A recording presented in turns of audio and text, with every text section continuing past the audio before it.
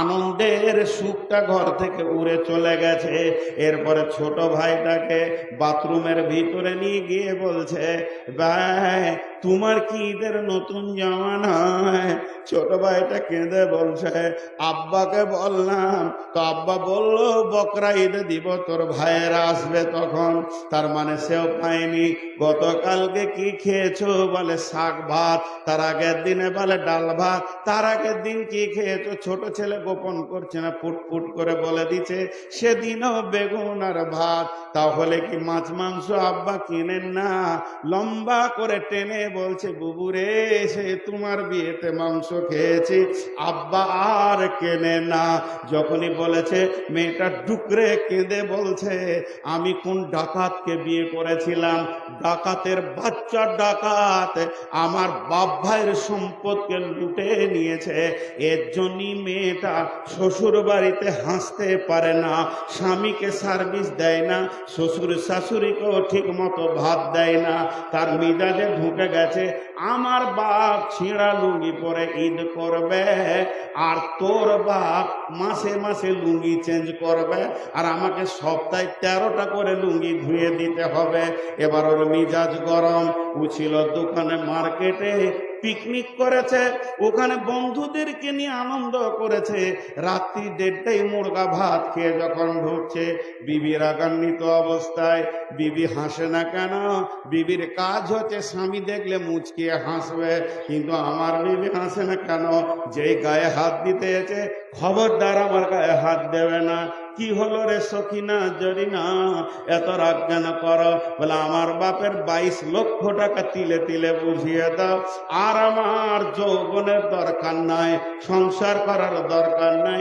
আমার বাপের যদি 22 লক্ষ না বুঝিয়ে দাও, তাহলে বুঝে নাও আমি মহিলা থানাতে আপিল করে দিব। সারা রাত ঘুম হয় না। বলছে ওই যে ট্রাক্টর কিনেছিলাম, ছেড়ে দে তোর বাপের ট্রাক্টর, খালি ঢোক গিলছে। কি বলবো কি বলবো, এতগুলি টাকা বাপ কোন দিকে ঘর বাড়ি করে উড়িয়ে দিল, জমি জমা কিনে আমি জরিনা খাদিজাকে জবাব দিতে পারছি না। গভীর রাত, সারা রাত খালি মালদার জেলখানার দরজাটা দেখছে, খুলছে, লাগাচ্ছে, আর তো শান্তি নাই। বিবির গায়ে হাত দিতে পারছে না। যখন ফজরের আজান হয়ে গেছে, মুরব্বী হাজি সাহেব নামাজ পড়ে এসে বেটাকে বলছে, বেটা নামাজ পড়ে এটা লয়, বেটারে ওঠ, দোকান খুলতে হবে। যখনই বলেছে বেটা ওঠ, কারণ সারা রাত তো ঘুমায়নি, দরজাটা খুলে চোখ কচলাইতে কচলাইতে বলছে, শুয়োরের বাচ্চার বুকে লাত মেরে দিব। বাপকে যখনই বলেছে শুয়োরের বাচ্চা, গভীর ভাবে কাঁদতে শুরু করে দিল। বেটা হায়, জীবনেও তো আমাকে এমন বলিসনি, তোকে 24 বছর পড়ালাম, তোকে 24 বছর মানুষ করলাম, তোকে বিয়ে পাস পর্যন্ত পড়ালাম, জীবনেও আমাকে কথা বললি না। শুধু ওই মেয়েটার জন্য তুই বললি এটা বউ হয়েছে, আজ আমার বেটা হাত ছাড়া হয়ে গেল। বউয়ের দোষ দিতে শুরু করলো। কিন্তু বন্ধু রে, এখানে আপনার 1 বিঘা জমি আছে, আমি যদি টাকা দিয়ে জমিটা কিনে নি, এরপরে যদি আপনি ধান চাষ করতে যান তো লাভ খাবেন, কারণ আপনি টাকার বিনিময়ে জমি বিক্রি করে দিয়েছেন। হে বেটার বাপ, তুমি টাকার বিনিময়ে বেটা বিক্রি করে দিয়েছ, যার বেটি ছিল সে কিনে নিয়েছে, আর তোমার বেটা নাই। ওই বেটার বইয়ের কাছ থেকে যদি তুমি পা দাবা নিতে চাও, কাপড় সাফ করা নিতে চাও, কপালে ঝাঁটা ছাড়া কিছুই জুটবে না, তোমার লাশ জুটবে। এবার লোকটা ডাকছে, মৌলানাকে ডাক, ইমাম সাহেবকে ডাক, বাপের মায়ের কি হক আছে বেটাকে বুঝিয়ে দেবে, কিন্তু বুঝিয়ে কাজ হবে না। সকাল বেলায় 4খানা লুঙ্গি আর 4 কেজি মিষ্টি নিয়ে শ্বশুর বাড়ি হেঁটেছে। দেখছে এখন জেল থেকে বাঁচতে গেলে বউ আর শ্বশুর শাশুড়িকে ঠিক রাখতে হবে। প্রত্যেকটা বাড়িতে পণ নেওয়ার কারণে ছেলেরা বিক্রি হয়ে গেছে, মুরব্বীরা আর শান্তি পেছে না। একবার বলবেন না ঠিক বললাম না ভুল? তাহলে ছোট ছেলেগুলো ওইদিকে চলে গেছে কেন? বাচ্চাগুলো জি, বিছানাগুলো কার? যতগুলো বিছানায় বাচ্চা তৈরি হচ্ছে, বিছানাগুলো মায়ের না বাপের? জোরে বলেন। কে বললে বাপের?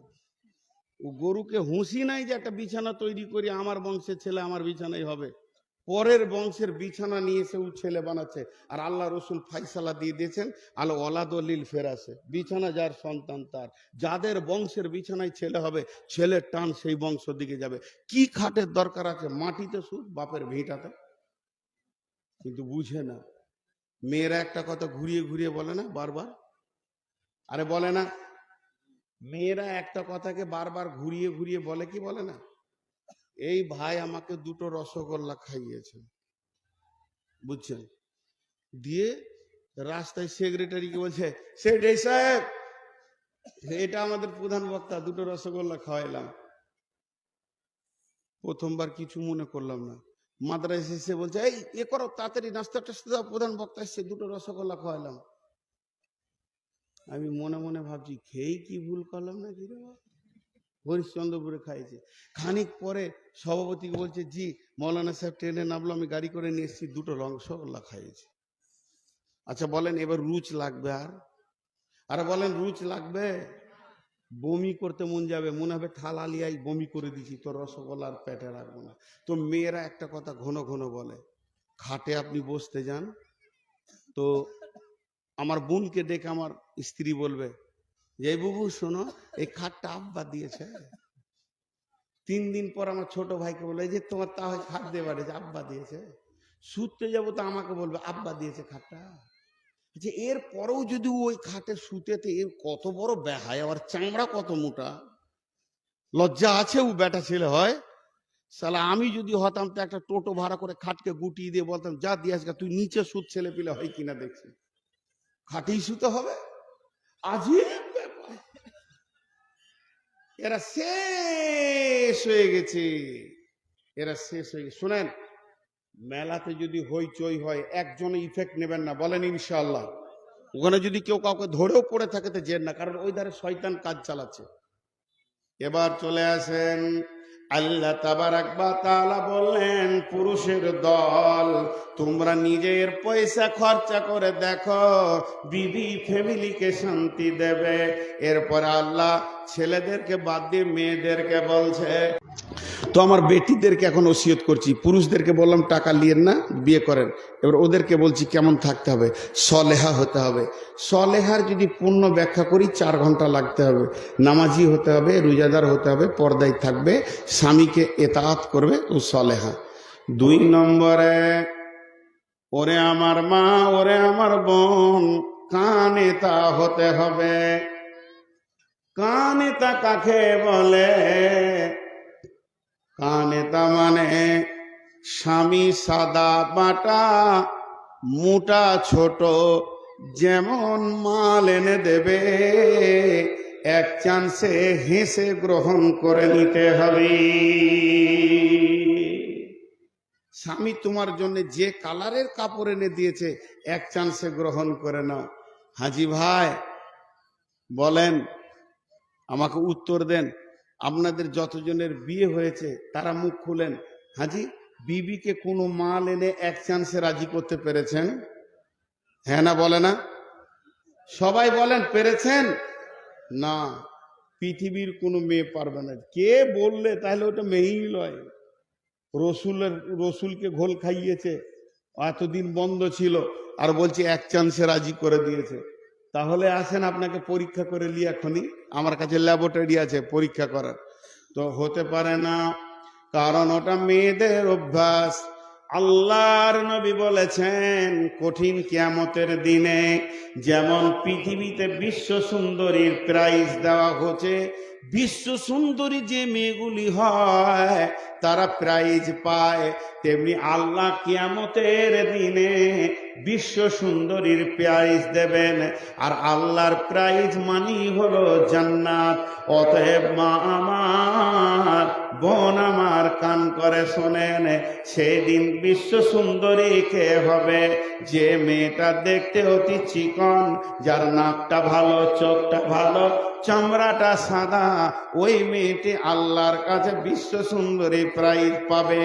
আর যে মেয়েটা হলো কালো, দেখতে ভালো নয়, ওই মেয়েটি প্রাইজ পাবে না, এটা হতেই পারে না, না না না, এটা হবে না। তাহলে বিশ্ব সুন্দরী প্রাইজ কোন মেয়েটা পাবে? বলে ওই মেয়েটা যাকে স্বামী, যার দিকে তাকালে স্বামীর কলিজা ঠান্ডা হয়ে যায়, আর বাইরে থেকে সফর থেকে আসলে স্বামীকে প্রথম চান্সে খুশি করে দেয় এবং কলিজা ঠান্ডা করে দেয়, ওই মেয়েটি বিশ্ব সুন্দরীর প্রাইজ পাবে। মেয়েরা এটা পারে না। আমি আমার বিবিকে বলছি, রাত জেগে জেগে জালসা করি, তো যখন ঘর ঢুকবো তো কিছু বলিও না, 1-2 ঘন্টা থাকবো, ঠান্ডা হব, তোমার যা অভাব অভিযোগ আছে বলিও। তো বলবে আমি খেপি নাকি, তুমি কোথা থেকে কষ্ট করে আসবার বলে দিব। কিন্তু ওটা বললে যখন, তো মনে হচ্ছে যে না আর বলবে না। রাত 1:30টায় ঘর ঢুকেছি, হুট করে বলছে তোমার হুঁশ আছে, ঘরে টাকা পয়সা নাকি কষ্ট করে চলছি, মেরে দিল। এটা হতেই পারে না। মেয়েরা এক চান্সে যত দামি মাল নিয়ে যাবেন, খালি এমনি করে দেখবে, কাপড়টাকে দেখতে দেখতে দেখতে দেখতে দেখো তো কেমন মাল আনছে, রংটা ভালো লাগে, খায়রুলের বাপকে দেখো তো কত ভালো মাল আনছে। আরে সালা জান চলে গেল। হ্যাঁ, তোকে এত দামি মাল দিও তোর দিল পেছি না। আল্লাহ রসুল, আল্লাহ বলছে তুই কানে তা হয়ে যা, স্বামী যেমন দিবে, তোকে যেমন করে সাজাবে, ওর চোখে যেমন ভালো লাগবে, তুই ফার্স্ট চান্সে হেসে কথা বল। কিন্তু মেয়েরা পারে না। জি ভাই, এ দুঃখ রাখবো কোথা? এ দুঃখ রাখার জায়গা নাই। মেয়েরা পৃথিবীর সব একই। এক বুড়ি থালা মাছতে গিয়ে নদীতে পড়ে চলে গেছে লাশ হয়ে ভেসে, তো বুড়া তখন বলছে, ওর পুতা বলছে, এই দাদু পেপার পড়ে লাভ নাই, বাইরের খবর বাদ দাও, তোমার বুড়ি বিছানা খালি হয়ে গেল। তখন বলছে মোড়ে পড়ে গেছে নাকি তোর দাদি? বলে হ্যাঁ। বলে চল ওর লাশটা নিয়ে আসি, জানাজা পড়বো। একসাথে তো 80 বছর থাকলাম, তো জানাজা তো পড়তে হবে। তো উজানে লাশ খুঁজতে যেতে, লাশ উজানে থাকবে না ভাটিতে থাকবে? ভাটিতে। তো উজানে খুঁজতে যেতে, তো ওর পোতা বলছে দাদু বুড়ির প্রেমে কি মাথা গোলমাল হয়ে গেল, উজানে লাশ যায়। বলছে এই বুড়িটা তোর না আমার? তখনই তো কাবু বলছে হ্যাঁ ওটা আপনার। বলো ওকে আমি বিয়ে করেছি 80 বছর, জীবনে সিধা পাইনি, ওর মোড়ে উজান যাবে, ওর লাশ উজানেই পাবো। জি, 80 বছরে সিধা পাইনি। আজিব ভ্যানের মতো রিংটার। আল্লাহ তাবারাক ওয়া তাআলা বলছেন তুমি কানে তা হয়ে যাও। তবে মা আমার, বোন আমার, বেটি আমার, সকলে নিয়ত করেন আমাকে একটা করে দেশি মুরগির ডিম দিবেন। আপনাদের হয়ে ওকালতি করে দিছি। আল্লাহর নবী কে বলছেন, যদি কোনো স্বামী বখিল হয়, ও এমন হার কিপটে মাল, দামি কাপড় কোনো দিন দেয় না, একটা ঈদ বকরিদে পড়বে সেটাও দামি দিচ্ছে না, শীতের সময় বলছে বড়লিন বড় পিলাস দাও, বলছে খেপি রে সর্ষে তেল মাখ ভালো থাকবি। এরা এত হার কিপটে।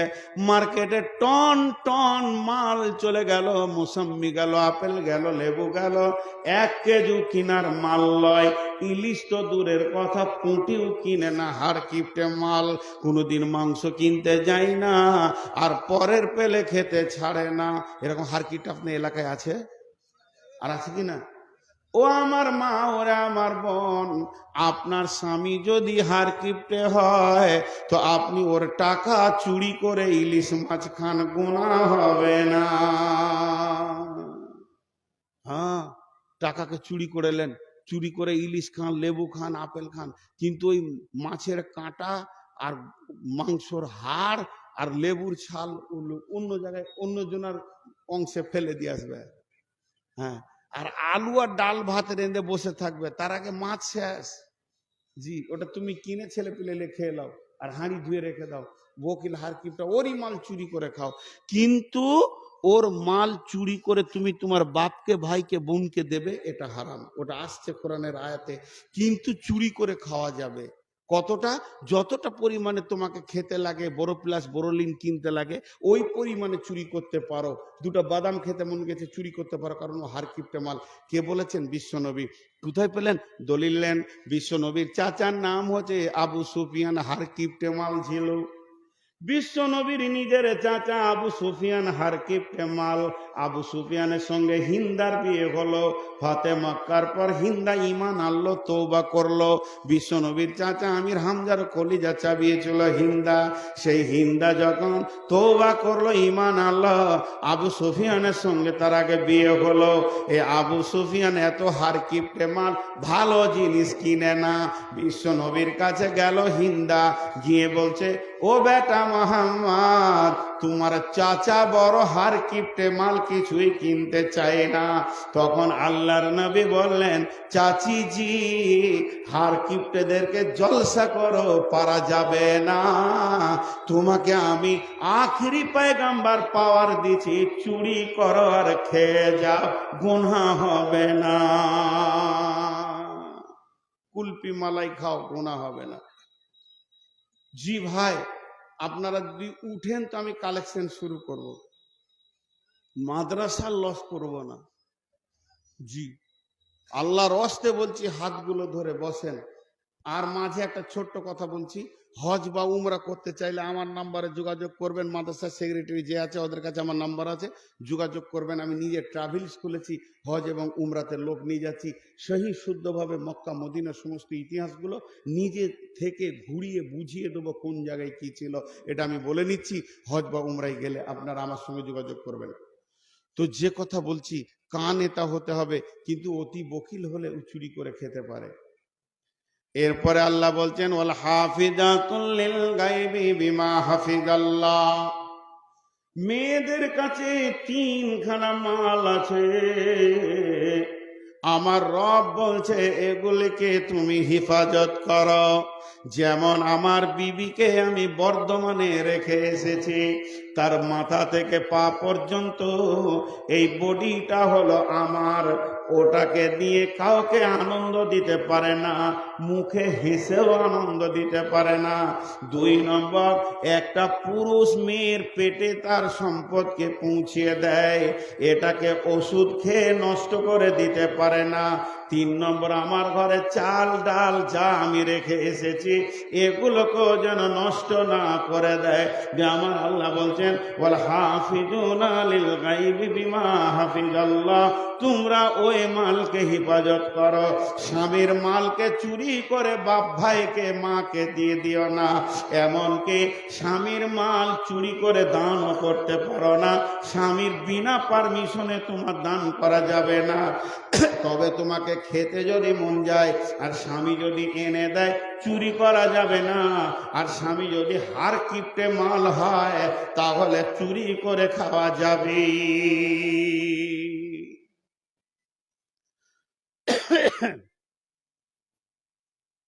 ভাইয়া, আমি আপনাদেরকে 5টা মিনিট বসতে বলছি, আল্লাহর হস্তে বসেন। 1-2 করে উঠলে তো অর্ধেক খালি হয়ে গেল। আয়াতটা আর মাত্র 1 লাইন আছে, আর একটা বিষয় আছে, বেশি নাই, বেশি নাই, আর একসঙ্গেই ছেড়ে দিব।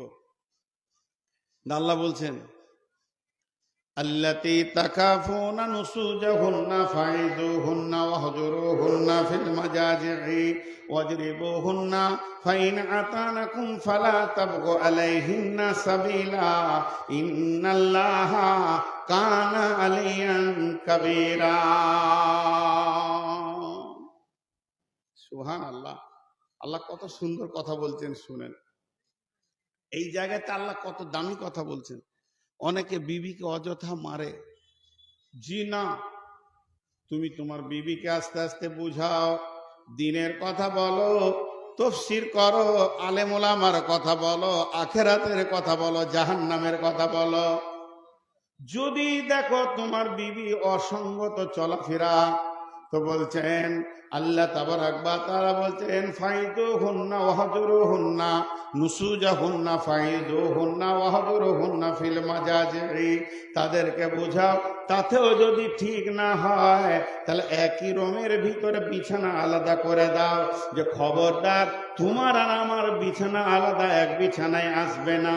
মেয়েটি যদি জ্ঞানী হয়, চোখের পানিতে কেঁদে তোমার কাছে মাপ চাইবে, যে আমার স্বামী আমাকে বিছানা থেকে সরিয়ে ধরিয়ে দিয়েছে, তাতেও যদি ঠিক না হয় ওয়াজরিবুহুন্না, মেয়েদেরকে মারা যায়, আল্লাহ কালাম পাকে বলছে মারো, কিন্তু মারের পরিমাণটা কেমন হবে?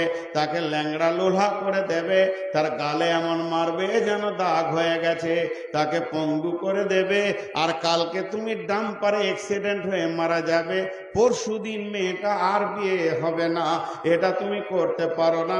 তুমি যে ওর চির স্বামীর কোনো গ্যারেন্টি নাই, হতে পারে আল্লাহ তোমাকে কোনো ওসিলাতে নিয়ে নেবে, ওই মেয়েটি আবার ইদ্যত পালন করে ওর বাপ ভাই বিয়ে দেবে, কিন্তু তুমি এমন মার মেরেছ আর দ্বিতীয় স্বামী তাকে গ্রহণ করছে না, এইভাবে তার বডিকে পঙ্গু করে দিতে পারো না।